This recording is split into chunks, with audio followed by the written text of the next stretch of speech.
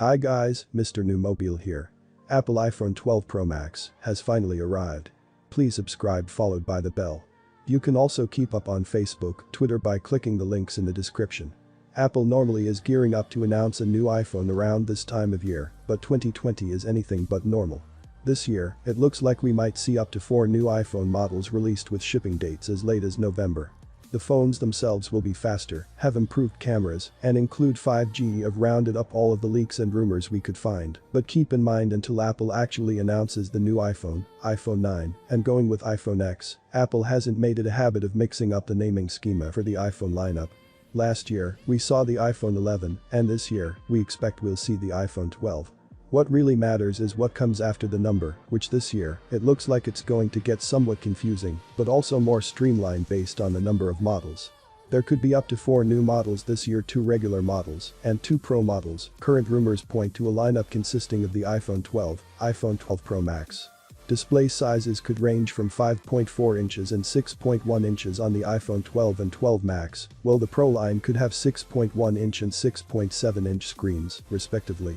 Pricing could start as low as $649 and top out at $1,099 on the high end, with a possible addition of 5G connectivity and Apple moving the entire line to OLED displays. Figuring out how much the price is going to increase, if at all, for the iPhone 12 line is anyone's guess. John Prosser, who has accurately leaked information about Apple and Google in the past, posted on Twitter in April what his sources were telling him the prices will be for the entire lineup. The iPhone 12 will cost $649, while the iPhone 12 Pro Max will be priced at $1,099. It's looking like an October announcement, with some models available later the same month and others available in November. Normally, Apple announces new iPhone models in September, with a launch roughly 10 days after the event. However, this year, Apple has already said the new iPhones will be a few weeks phones, but they look like they'll be worth it. Prosser has said he expects the new iPhones will be announced the week of October 12, and he even laid out expected release dates. The new iPhone models will move away from the rounded edges used on the iPhone 11 and go back to the iPhone 5 and iPad Pro-like flat edge design. The back of the phones will look similar, with the Pro models having 3 cameras, along with a LiDAR sensor for 3D scanning. The standard iPhone 12 models will have 2 cameras. There's also been speculation the Face ID sensor array, also referred to as the True Depth camera, is smaller this year, shrinking down the overall size of the notch that cuts into the top of the iPhone's display. The standard iPhone 12 models will continue to use an aluminum housing, and the Pro models will stick with a stainless steel housing. iPhone 11 color released last year is already being retired and will be replaced with a blue color. All OLED displays, advanced Arkansas features on Pro line, Apple A14 Bionic processor, number 120Hz displays this year. As previously discussed, Apple is expected to make the switch from LCD panels to OLED panels across the entire line this year. The OLED displays are brighter, have better color contrast, and deeper blacks, and all things considered, are a big upgrade. Apple announced its A14 Bionic processor will power the latest iPad Air, and we have to assume that Apple will also use that same processor in the iPhone 12 lineup.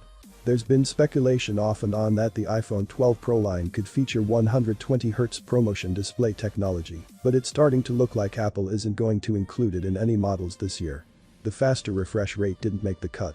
That's backed up by a recent note from reputable Apple analyst Ming-Chi Kuo that claims the feature was left out due to concerns about battery life.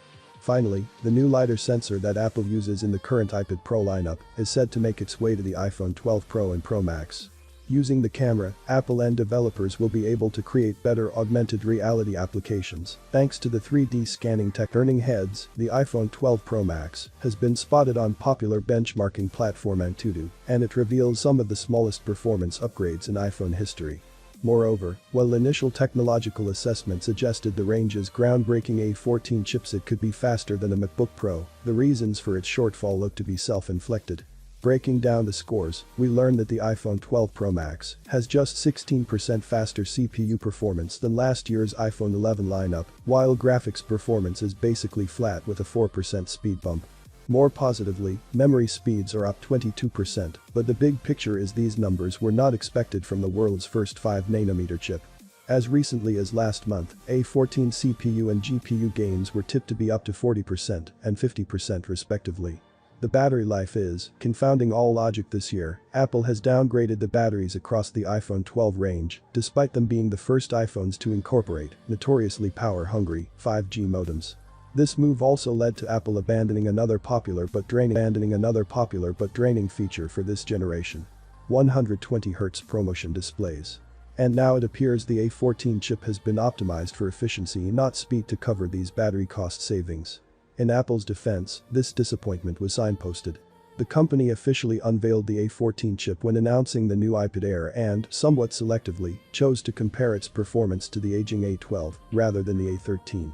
These numbers could be extrapolated, however, confirming the 2020 iPad Air would only have circa 17% and 8% CPU and GPU improvements over the A13. These numbers vary within a margin of error to the Antutu scores. Again, the reason for the modest gains appears to be battery life, with Apple reducing the new iPad Air's battery capacity by 8% compared to its predecessor. But with iPhone 12 batteries becoming 10% smaller than equivalent iPhone 11 models, it may be that Apple has capped their GPU performance even more.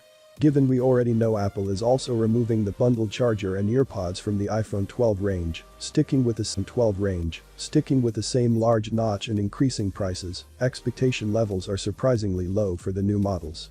That said, their edgy designs look great, there are appealing new screen sizes, and their wireless charging will receive a mysterious magnetic upgrade. That said, in my opinion, considering all these compromises, the smart money waits for Apple's cheaper iPhone 12 Pro launching early next year. Are you excited on the upcoming iPhone 12 lineup? Let me see your comment below. Well, having been said, please subscribe, like the video, comment. Thanks for watching. See you on my next video. Peace out.